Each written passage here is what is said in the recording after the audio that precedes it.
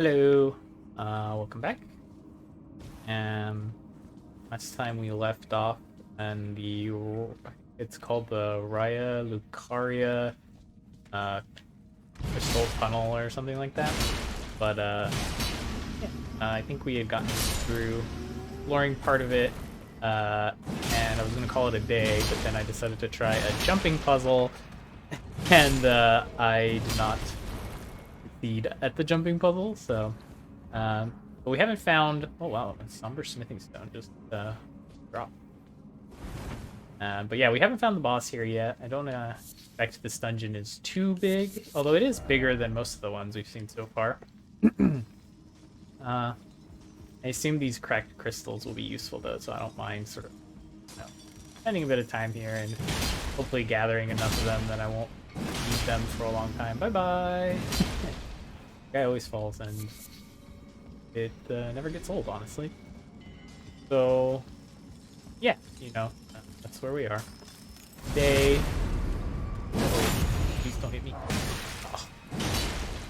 I hate it when the timing works out like that. On. Oh no, I'm gone. Why? Oh man, funny. He saw what I did to his friend and was like, that's not a bad idea. Yeah, hopefully I can find the boss today and finish this tunnel up, because I would like to do that if possible. Anyways, I like to read the New York Times, and I saw an interesting article a couple days ago that apparently, excuse me, my throat is a little dry. I saw an article that apparently scientists have figured out how to grow plants in moon soil.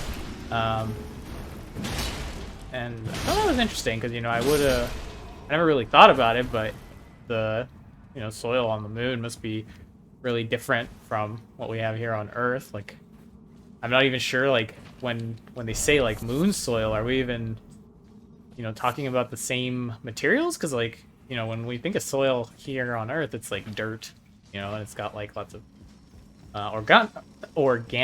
lots of organic compounds, and it's broken down earth stuff. Bye bye. It's broken down earth stuff, right? And it's got all these nutrients like nitrogen and phosphorus and whatnot, and you have an understanding of what the material is. But what is moon soil? Is it still dirt? Is it something different? I have no idea. So, that got me thinking, and, it's very cool that we managed to do that, but, it also, going outside to my garden, I'm struggling to even get things growing in, the garden, raised garden bed that I made, so, growing something in, in moon soil is, certainly, I would say, a next level endeavor. Oh, I can take this elevator now, right? I guess, I should try that jumping puzzle that I failed. I would get that. We did. So that's pretty awesome. That got me thinking more, just in general about, well, not in general about them. Oh my god, I fell again. It reminded me that when my brother and I went to DC recently. Oh, excuse me, I keep coughing. But my brother and I went to Washington DC recently. I'm trying to remember when it was. I think it was in February? January? I don't remember. It was fairly recently, though.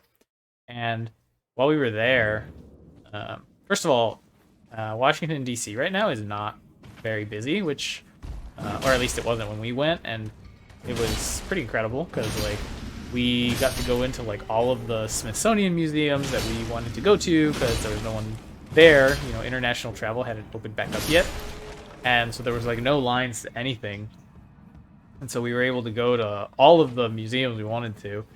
And if you ever get a chance to go to Washington DC, it's incredible the stuff they have. And that article that I mentioned about scientists figuring out how to grow stuff in moon dust,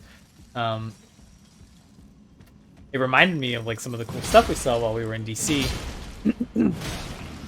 We went to I kind of forget exactly which museum the things that I remember the most were in, but there was stuff there that you would honestly not believe. Like, don't hit me. You know, in one of the museums, they had like the actual spacesuit, like Neil Armstrong's actual spacesuit, like from the moon landing on the Apollo 11 mission, and it was just there in like a little glass case. It wasn't even like in the place I would have expected it to be. Like, it wasn't in like a space centric region of the museum. It was actually like right outside of the Wright brothers exhibit, if I remember correctly. And like, I get what they were going for, you know. It's like, oh, you know, the Wright brothers were like the start of like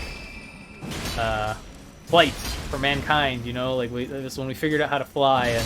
And you know, Neil Armstrong is like, you know, the like another, oh no, oh, or you just that's like a whole nother level, right? It's like first we learn to fly, and then we like eventually learn how to leave the planet and so on. But like I said, it was kind of, it was a little out of place, I would say, and people were just walking by it and not really paying attention to it, and it was kind of crazy, you know, like that was the actual suit that he wore when he was on the moon. And oh wait, I wanted to do the jumping puzzle. Go back. And like, you could still see moon dust on it. Like, it was, you know, it had like these, like some gray discoloration, and that's because that was like actual dust from the moon that was still on the suit. And I don't know, it's just like was kind of like, it kind of left me awestruck, you know, like that's like the oh, God, I always die here. Okay, go. No, I didn't make it. Oh, that's kind of hard. I wonder if you'd be like running and just like run across all three of them. But you know, the spacesuit was there, and people weren't really paying attention to it, and it was kind of funny because that's probably the closest to being on the moon that most people will ever be. Like you know, there's actual debris from the moon in that case, just like literally inches from you. And that's kind of how everything in DC was. Like, almost all of the museums had that level of like the level of amazingness, or I don't know how to describe it, but like the quality of the stuff they had in all of the museums was on par with that. It's not like that was a particularly unique item in their collection. A lot of the stuff in their collection was either like, you know, firsts for mankind, or like things that completely changed the course of history, or I mean, there's just all manner of things. Like, for example, in the I forget the exact name of it. I think it was like the Air and Space Museum or something like that. They had the Discovery Shuttle, you know, like the actual Discovery Shuttle. Just go. Oh, I didn't make it again. It's so hard. I'll try one more time. But it was just there, you know, you could walk right up to it.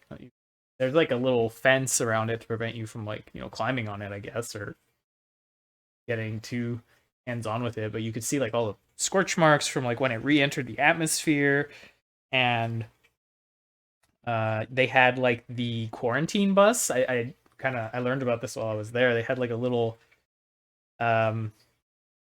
I guess it was like a little trailer that when the astronauts got back from the moon, they quarantined them in there for a week because, you know, since no one had been to the moon yet, they were afraid of like, ooh, what if there's like some kind of moon bug, you know, like some moon germ that if it got back to Earth could like make everyone really sick. Or, you know, like they were just they were taking precautions because, you know, they didn't know what it would be like coming back to Earth. They didn't want to, like, I guess, let something loose that could be dangerous to everyone. Bye-bye. Please don't push me off. And so they had that there. They had like the Enola Gay, you know, like the airplane that dropped the nuclear bomb on Japan. Like that was crazy to see that, you know, like. All right, I think I'm done trying that. So like just like the uh the importance of the artifacts they have to just like, you know, the history of humanity, honestly, is just hard to believe. And being so close to all those things in an environment that wasn't particularly locked down, like the Enola Gay, for example, was just in a hangar with like tons and tons of other aircraft that were, you know, maybe not quite as relevant in terms of like recency in history, but definitely on par with it. You know, like first time they had like airplanes that were like the first to achieve various feats, or like first to reach certain altitudes, or tons of things. And yeah, it's just incredible. If you ever have the chance to go, I highly recommend it. Especially right now, I guess, because you know there's not as much travel. And let me get that though. I'm gonna try one more time. And go. You really need to be sprinting for that to work. Yeah, there's not too many people there right now, and all the museums are free because I guess, I mean, they're funded by tax money, I guess. I don't know if it's like something that the government just sets money aside for or what, but they don't charge you to go to any of them, which is, I guess, why they're usually so busy. You know, if anyone goes to visit DC, everyone has equal access to all the museums, which is pretty awesome. You know that that's the case. You don't have to. And you have to be able to afford to go to DC, I guess. But once you're there, you can see like all of this incredible stuff. It's kind of funny because we actually went to a museum called like the Spy Museum or something. I forget exactly what it was called. Oh, he didn't fall off this time. And the museum was actually pretty good. Like they had lots of cool gadgets, you know, like spy gadgets, about like authentic spy gadgets that were used by people in their job as a spy, I guess. And it was all very cool, but that museum wasn't like one of the Smithsonian's, so they actually charged you to go in, and it was fairly expensive. It was like 40 or 50 bucks, if I recall correctly. Or maybe that was what it cost for both of us. I don't remember, but, you know, nothing in there. There wasn't very much in that museum that reached the caliber of some of the things I mentioned, right? They didn't have, like, you know, Neil Armstrong's spacesuit level of amazing artifacts. I would say the probably the coolest thing they have is like a piece of the Berlin Wall. And so anywhere else in the world, I think I would have said like, oh yeah, the Spy Museum's great. Like you should definitely go because it's, you know, got all this cool spy stuff if that's something you're interested in. But compared to like all the museums you can get into for free, it was kind of lackluster, to be honest. And so it's funny how like, you know, they weren't exactly setting themselves up to be successful, in my opinion, just because of how amazing everything in the area around it is. Yeah, that was something interesting I remember from that trip.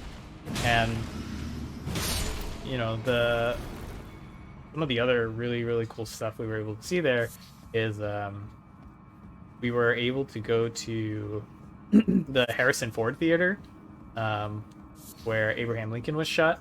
So, you know, you go in there and it's still a theater. They actually still do plays and stuff in there, which was interesting. Like you can, when they operate it as a theater during the day, or like during specific times whenever they have shows, and then when they're not having shows, they operate it as a museum, and like the museum part of the building is under the theater. And as you can imagine, it was all related to, you know, the wait, did I say? Yeah. Whoa. But anyways, everything in the museum is related to the assassination, and the. Now I'm unsure of myself if I'm getting mixed up with like the. I keep wanting to say it's like the JFK assassination, but I know no, it's definitely the Abraham Lincoln assassination. I'm just gonna double check because if I just spend the entire time thinking of the wrong thing. Let me see.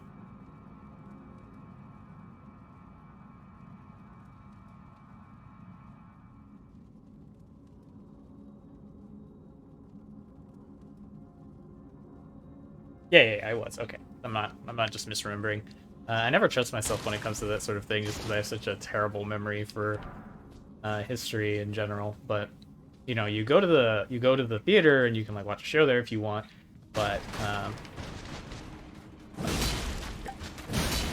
would say the don't kill me. I would say the coolest part is definitely the museum, and you would not believe some of the stuff they have there. It's honestly like kind of crazy. They have, oh god, is that person using like several of those things at once? Okay, good. They have like oh, where'd you go? Like just to give you an idea of the stuff they have like the actual gun and like bullet, like the individual bullet that Abraham Lincoln was shot with on display there, which was, I don't know, it was I felt a little uncomfortable about that, honestly. It was something that obviously it carries a great deal of historical significance, but it was also a little dark and kind of weird in my opinion. And they have like the pillow that he was like resting on when they were treating him when he died, and these guys that have the like throw magic thingies at you. Oh, I guess thank you.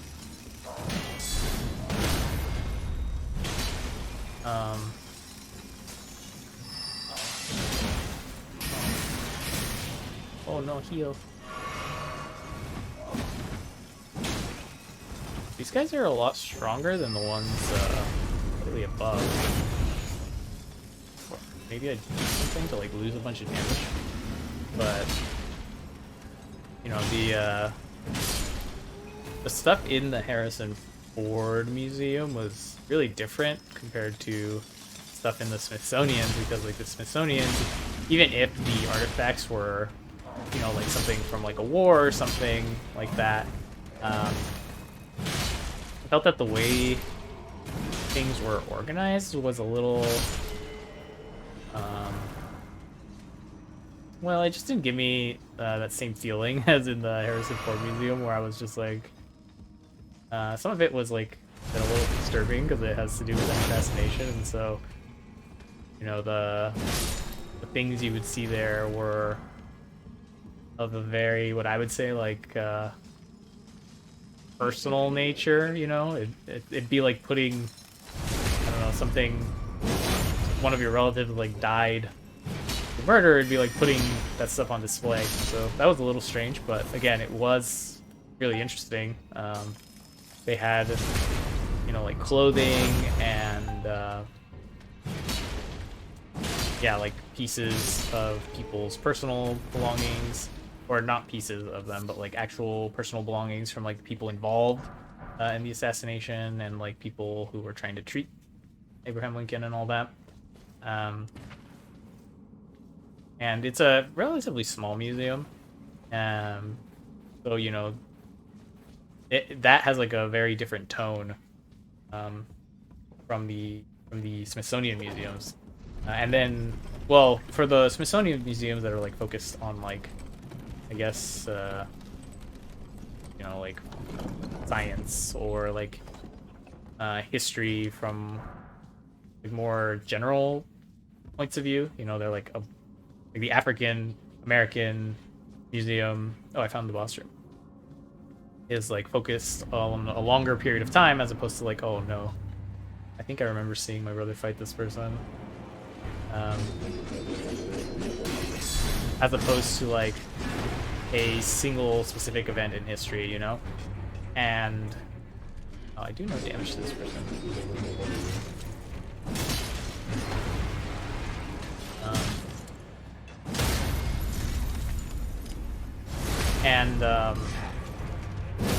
Well, I do actually want to pay attention to this boss a little bit. Oh wait, they're taking so much more damage now.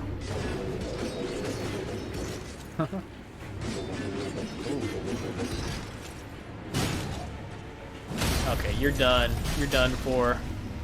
That was honestly not even close. That was pretty easy. Stone Miner's Belly. I think I helped that. I think I remember I watched my brother or my friend do this boss. I remember their weapons were bouncing off, and mine were not. They did not have that problem at all. So, yeah. Anyways, like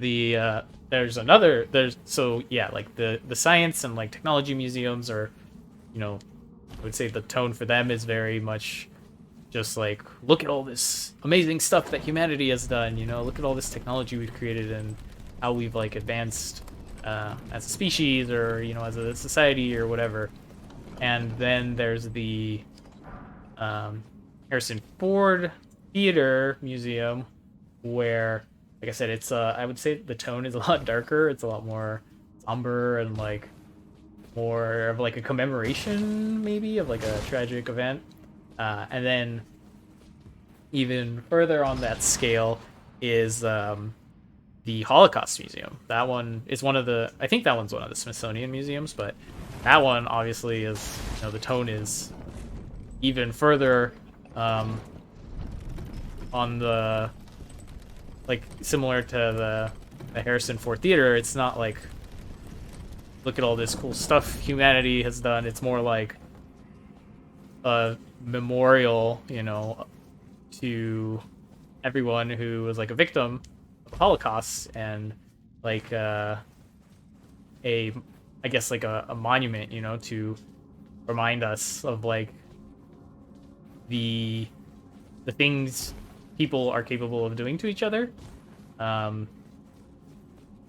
way it's set up too, it really, you know, when I remember like in school, yeah, for the new spell. Nice. I remember in school, you know, when I read about the Holocaust or whatever, the Holocaust and like World War II, you read about the number of people that were affected and, you know, about the things that were done to Jewish community, and I think the gravity of it doesn't really come through when you're sort of doing it in that context. You know it's a lot of people, and you know that the stuff that happened to them is horrible, but the Holocaust Museum is set up to sort of really drive home what happened. Like it's very it sets up like all of these I guess installations. They're kind of like art installations in a way where you can sort of really understand in terms that are easier for you to, and they make it so you can understand things in ways that are not just like a number on a textbook. You know, it's not just like, oh, 1 million people were affected, or, you know, however many million people were affected. For example, one of the rooms they have in there is a room that's just full of like burned up shoes. And you know, whenever you see like in a fantasy setting a dragon's hoard, you know, it's like a ridiculous pile of gold. It's just like absurd how much gold there is, right? It's like an unrealistic amount of gold. So imagine kind of like that, you know, it's like just a cartoonishly large number of shoes, just like in enormous piles, spread everywhere, and those are all shoes that were recovered that belonged to people who were victims. And when you see that, it's a lot more. Like I said, it's something about it. It makes it more not relatable, but it makes it so you can more easily comprehend like the scale of what had happened, because it's just like each of those shoes, like each pair of those shoes belonged to somebody who was killed, because they're all like burned up. So they're like things that were recovered from victims. They're not like things that people donated or something like that. And when you see that, you really, I guess, at least for me, it really helped me understand like the scale of what had happened. And that's just like one example, right? They do a good job of really helping you, like I said, make it more helping you like connect more with things as a human, like as a person, to understand everything better. When you enter the museum, they give you like a little passport that is it's essentially like a fake identity card that belongs to like somebody who was a victim, and each one has like a little blurb, and they're all different. I mean, obviously they eventually repeat, not like they printed one for like every single person, because a lot of people were not identifiable, or like it wasn't known not known, and like, I mean, they just don't know who all the victims were. But the card gives you like a little blurb about the person, like telling you a little bit about their life, and oh no, I fell again. Telling you a little bit about their life and who they were, what happened to them. I think if I remember correctly, some of them were like, most of them were tragic endings, obviously, because they were like survivors. Some of them I think or sorry, not survivors, they were victims. I think some of them are survivors, so occasionally you get one that's like from a person who survived the experience and shared their story. But yeah, it was really fascinating. I really think if there's one place everyone who visits DC should go to, it's definitely the Holocaust Museum, because like I said, it kind of changed how I understood what had happened in ways that I don't think, like I said, are really conveyable just through like a textbook or the normal means people use to teach us about these things. And it's pretty depressing, because what happened was horrible, but I definitely didn't leave just upset or something like that. I left feeling I don't know, I was glad that I had gone. Go. Oh, I finally made it. And oh my god, no. There was a hole there. Oh, that's funny, you fall into the boss room. I didn't notice that. But yeah, our trip to DC was a lot of fun. I don't remember how I ended up talking about this. Oh right, I had read that article about the scientists who had figured out how to grow stuff on in moon soil, I guess. Yeah, like I said, if you ever get a chance to go to DC, definitely worth it in my opinion. What were some other? I guess the been talking about something that's like fairly serious / depressing. The Holocaust Museum. But the trip was a lot of fun. My brother and I spent, I think we were there for about a week or so. And there was more to do than just go to the museums. Although, like I said, I do think the museums are the best part of going to DC. The Air and... what is it called? Yeah, I think it's the Air and Space Museum. That's the one that had like all the airplanes and a lot of the stuff that was the highlight of the trip for me. There's also a lot of great food there. Like north, it's called the mall. Like yeah, they call it the mall. That's like the area where all the museums are. Oh, I made it. That's all it was. That's fine. I guess I was just expecting a little more because of how hard of a time I had getting up here. But yeah, I'm pretty sure the area where all the most of the museums are, is called the mall. And north of that, there's like a downtown area where there's just like tons and tons of great food. We had like a really amazing poke while we were there.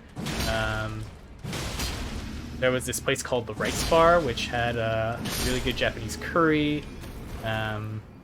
Lots of Philly cheesesteaks, which was interesting. There's a lot of food trucks in the area just because like they go around the mall area where all the museums are so that people can buy food. Yeah, the trip was a good time. I guess we finished this dungeon, so I might just call it here. Or not tomorrow, but next time I'll probably just head over to this island over here. Yeah. If you've ever been to DC, I'd be curious to hear what you liked about the area, or maybe if you didn't like the trip, you can share why you didn't like it. But yeah, let me know what your favorite thing that you saw there was if you've been there. And thanks for watching. Don't forget to like the video and subscribe if you enjoyed it. That way you'll see anything else that I make. And yeah, thanks a lot. Have a great rest of your day. See ya.